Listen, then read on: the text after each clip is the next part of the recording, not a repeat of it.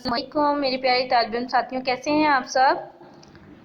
آج ہم پڑھیں گے مکاتے دوم کا سبق میرا ملک اور اس کے ہمسائے۔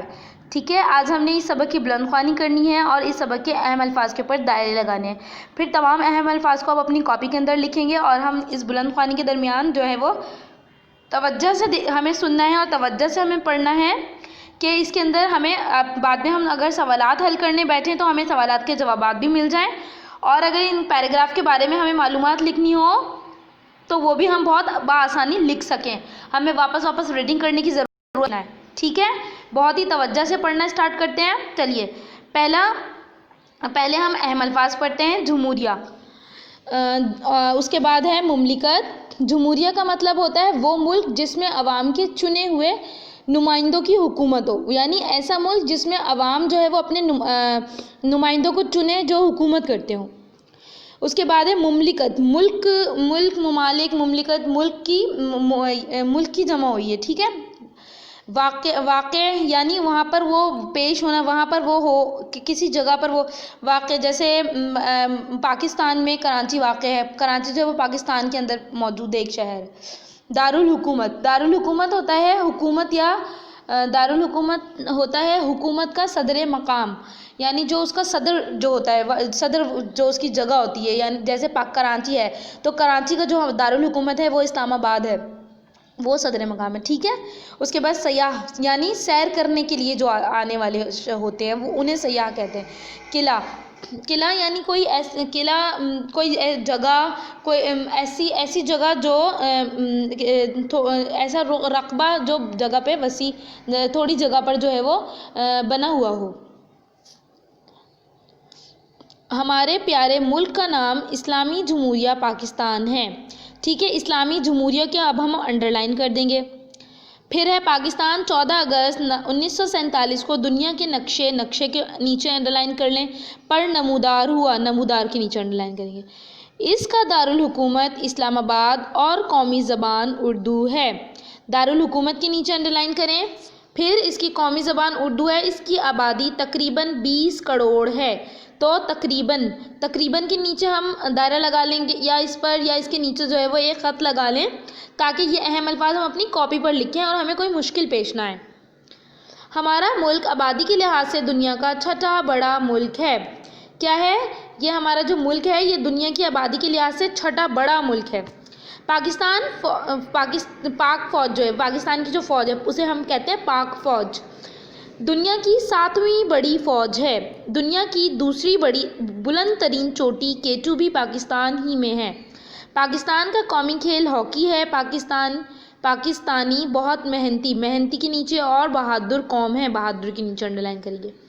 ہمارے ملک کی سرحدیں کے نیچے انڈر لائن کریں، ایران، چین اور افغانستان سے ملتی ہیں، افغانستان کے نیچے انڈر لائن کیجیے، اس لیے یہ ہمارے ہمسائے ممالک کہلاتے ہیں، ہمسائے ممالک کے نیچے انڈر لائن کیجیے۔ آئیے ان ہمسائے ممالک کے بارے میں ہم تفصیل سے پڑھتے ہیں۔ اب یہ ممالک ہیں ہمارے پاس، کون کون سے؟ ایران، افغانستان، بھارت اور چین، یہ 4 ممالک ہمارے پاس ایسے ہیں جو ہماری سرحدیں ان ممالک سے ملتی ہیں، تو ہمیں ان ممالک کے بارے میں پتہ ہونا چاہیے نا، تو ہم ان ممالک کے بارے میں پڑھتے ہیں۔ ٹھیک ہے، چلیے ایران۔ اب اس کے اہم الفاظ دیکھیے، میں نے انڈر لائن کیے ہوئے ہیں، آپ کو اپنی اسکرین پر نظر آ رہے ہوں گے۔ آپ بھی اپنی پینسل سے جلدی سے یہ الفاظ جو ہیں وہ خط لگا لیجئے، دائرہ بنا لیجئے، کچھ بھی کر لیجئے، انہیں ہائی لائٹ کر لیجئے۔ ایران کا پورا نام اسلامی جمہوریہ ایران ہے، یہ پاکستان کے مغرب میں واقع ہے، اس کا دارالحکومت تہران ہے۔ ایران کی قومی زبان فارسی ہے، اس کی تہذیب دنیا کی قدیم ترین تہذیبوں میں سے ایک ہے، یہ اپنے فنون مثلاً مصوری، شاعری اور ادب کی وجہ سے مشہور ہے۔ شیخ سعدی، حافظ شیرازی اور مولانا روم جیسے شاعر ایران میں پیدا ہوئے اور اپنے فن کی بدولت دنیا بھر میں جانے گئے۔ اصفہان، مشہد، شیراز اور قم ایران کے قدیم شہر ہیں۔ اصفہان اپنی خوبصورتی کے باعث نصف جہاں یعنی آدھی دنیا کہلاتا ہے۔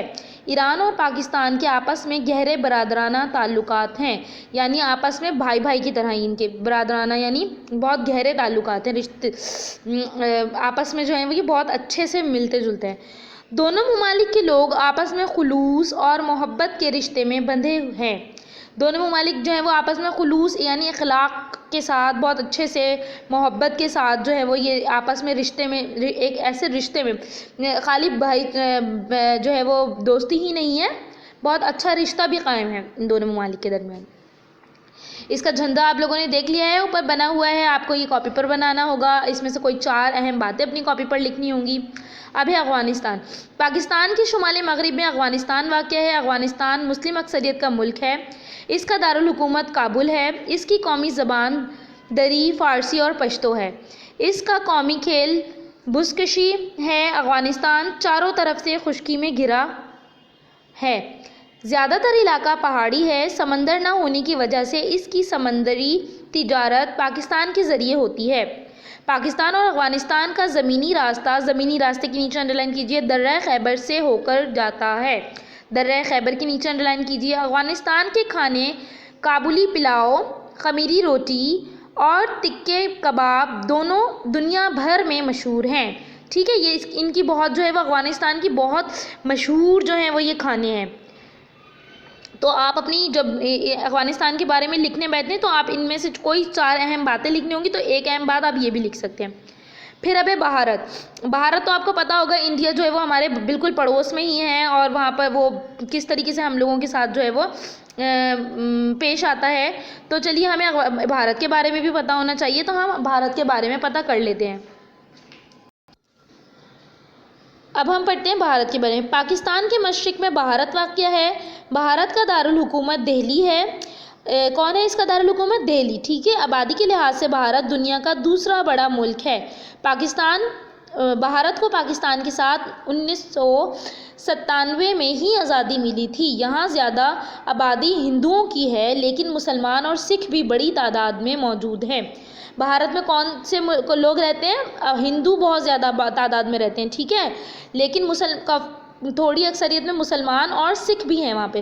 اس سے کافی تعداد میں مسلمان تھوڑے ہیں، لیکن ٹھیک ہے، یہ سارے جو ہیں وہ مل جل کر انڈیا میں بھارت میں رہتے ہیں۔ اس کا جھنڈا دیکھ لیجئے کیسا ہے۔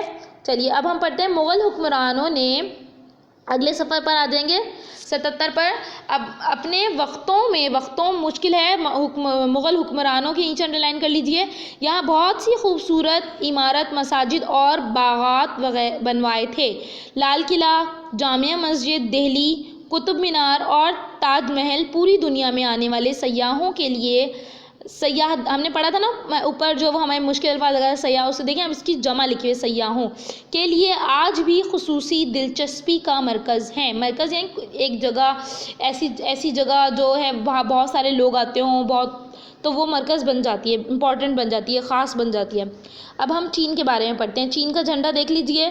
چین کے شمال میں پاکستان کے شمال میں واقع ہے چین۔ کہاں واقع ہے؟ شمال میں، ٹھیک ہے۔ اس کا پورا نام عوامی جمہوریہ چین ہے۔ چین کا دارالحکومت بیجنگ ہے۔ آبادی کے لحاظ سے یہ دنیا کا سب سے بڑا ملک ہے۔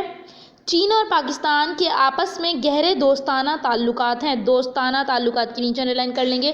دونوں ممالک میں تجارت کے لیے ہوائی راستے کے علاوہ زمینی راستہ بھی موجود ہے۔ شاہراہ ریشم پہاڑوں کو کاٹ کر بنائی گئی سڑک ہے جو پاکستان کو چین سے ملاتی ہے۔